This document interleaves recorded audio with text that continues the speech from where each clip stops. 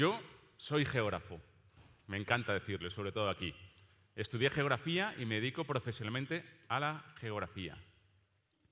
Pero siento desilusionaros. No me sé los nombres de los ríos, de las montañas ni de los países. No soy un trivial con patas. Lo siento, pero no. La geografía es mucho más. La geografía estudia, analiza, explora, transforma el mundo. Es una ciencia que relaciona a los seres humanos con el planeta en el que habitamos. Hace 10.000 años vivíamos la revolución neolítica, el hombre se hizo sedentario, el ser humano, y vivíamos en cuevas. Y a través de la ventana de la cueva podíamos ver cómo se desarrollaba nuestro entorno más local, más cercano. Hoy en día, a través de la ventana de nuestros dispositivos móviles, podemos ver cómo se desarrolla el mundo global. Y eso ha sido gracias en gran parte a la tecnología. Y a mí la tecnología es algo que me fascina. Pero todo va muy deprisa. Según el Foro Económico Mundial, en el año 2025, dentro de 5 años, habrá más máquinas inteligentes trabajando que personas. ¿Eso os preocupa? ¿Os preocupa para el futuro de vuestra profesión, de vuestros estudios? A mí sí.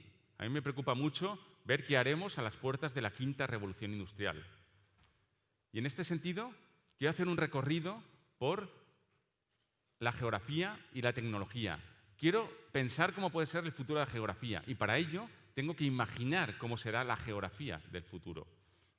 Os invito a acompañarme en este recorrido y al mismo tiempo a que cambiéis la palabra geografía por vuestra profesión o por vuestros estudios, porque al final esta quinta revolución industrial nos afecta a todos por igual.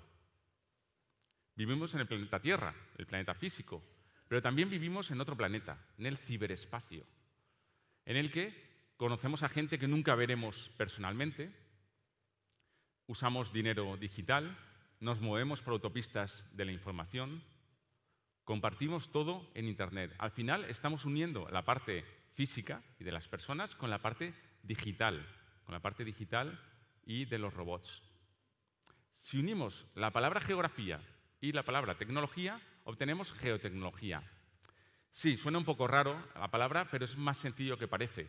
Hablamos de los satélites que están encima de nosotros y hablamos del GPS que está en nuestro móvil. Y al mismo tiempo estamos hablando de los mapas y de la información geográfica. La geotecnología es una industria que genera al año 72 billones de dólares de beneficio. El 69% de las búsquedas en Google tienen alguna componente de geolocalización asociada. Y luego hay otro elemento que son los datos. Todo el mundo oímos hablar de los datos. La industria de los datos genera 500 billones de dólares anualmente de beneficio. Todos compartimos nuestra ubicación con los móviles. ¿Sabéis cuántas veces se puede llegar a compartir esa ubicación al día? 1, 10, 100, 1000, 14.000 veces. La ubicación la compartimos 14.000 veces al día. Y eso parece mucho y realmente lo es, porque estamos pasando de un proceso de transformación digital, de digitalización, a un proceso de datificación. El grupo de rock Metallica elige los países donde va a tocar y las canciones que va a tocar en función de lo que escuchan sus fans en Spotify.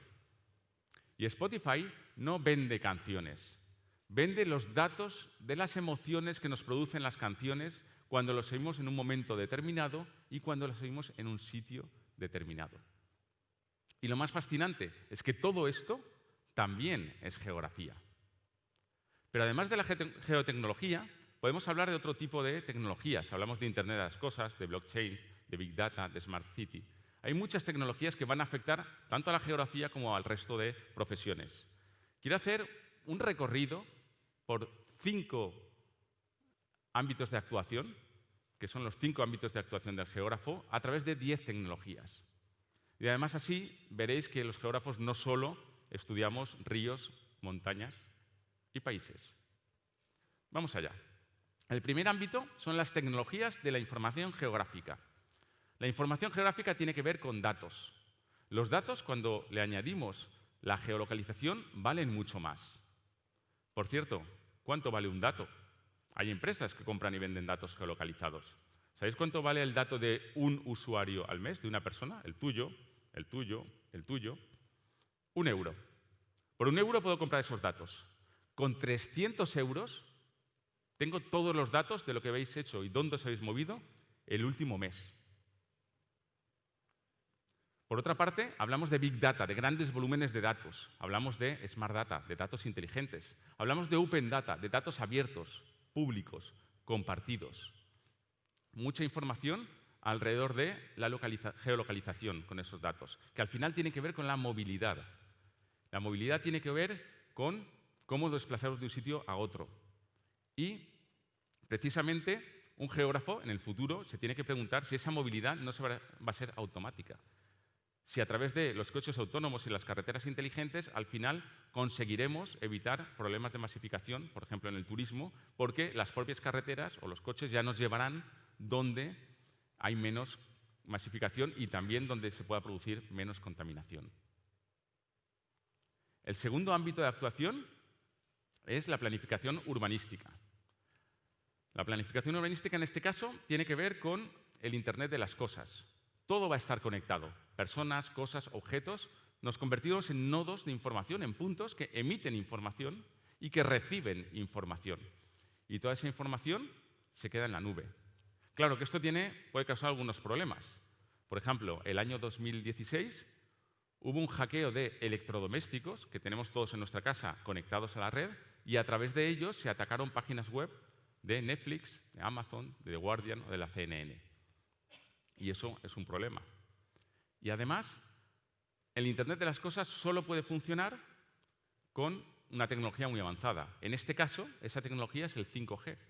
Tecnología 5G nos va a permitir tener mucha cantidad de información que llegue rápidamente a nuestros móviles, compartirla a tiempo real, compartirla de forma ininterrumpida y además, aunque haya mucha gente delante. Estamos viendo que hay una auténtica guerra por el 5G. Un geógrafo, en términos de geopolítica y de gobernanza, se deberá preguntar en el futuro y deberá afirmar, digo yo, quien controle el 5G controlará o dominará el mundo. El tercer ámbito de actuación es el desarrollo territorial o la ordenación del territorio. Estamos hablando de territorios inteligentes, hablamos de territorios smart. La inteligencia no es más que el paso de la información al conocimiento, aportándole un valor que nos ayude a tomar decisiones con ese conocimiento que hemos creado.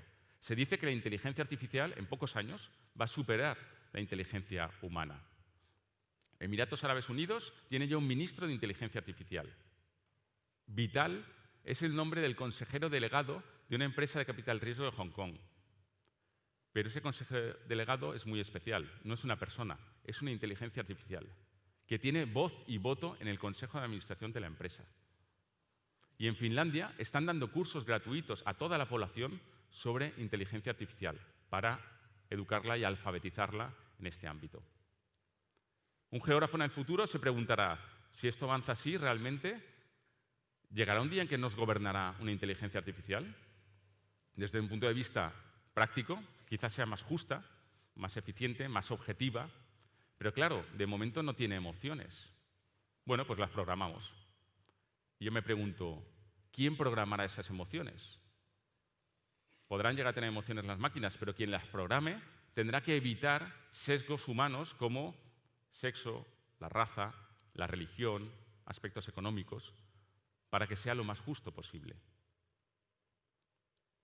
Y además de la parte de la inteligencia artificial, tenemos otra serie de elementos. Por ejemplo, una tecnología que nos da mucha seguridad frente al otro que nos puede causar inseguridad, que es el blockchain. Un protocolo de transferencia de información segura y descentralizada, más fácil. Un certificado digital. Algo que nos va a permitir decir que algo ha sucedido en un sitio y en un momento concreto y justificarlo. Eso, desde el punto de vista de un geógrafo, lo que nos permitirá es decir, bueno, pues podemos definir realmente dónde hay una frontera o el linde de una parcela. ¿Por qué? Porque los mapas mienten. Los mapas dependen de quién los haga. En zonas de conflicto geopolítico, la frontera está en un sitio o en otro dependiendo de quién haga ese mapa o desde dónde se vea. Con blockchain, con esa seguridad, nos permitirá confirmar que realmente dónde se encuentra esa frontera. El cuarto ámbito de actuación es el medio ambiente. Trabajamos los geógrafos mucho con el medio ambiente relacionado con el espacio. El medio ambiente es algo físico, ¿no?, que estamos acostumbrados a ver día a día, pero se puede aumentar con la realidad aumentada. Podemos incorporar elementos digitales. Por ejemplo, podemos ver cómo puede suceder una inundación y afectarnos. Podemos ver cómo puede cambiar un cambio climático en un sitio concreto o a nivel global. Y podemos intentar prever lo que va a suceder, adelantarnos y reducir, por tanto, la incertidumbre y los impactos. También podemos utilizar la realidad virtual para reconstruir un paisaje antiguo, para crear nuevos paisajes, para poder trabajar con esos ecosistemas sin tener que desplazarnos allí, evitando todos los problemas de movilidad, de huella de carbono, de desplazamiento. Eso se podrá hacer también con la realidad virtual. Por lo tanto, un geógrafo en el futuro se preguntará si seremos capaces de recrear la naturaleza de la mejor forma posible sin realizar un impacto sobre la misma y de esta forma poder reducir los impactos que nos produce. Y otra tecnología es, por ejemplo, la impresión 3D. Y lo digo así más lento porque dices, bueno, impresión 3D, ¿qué tiene que ver?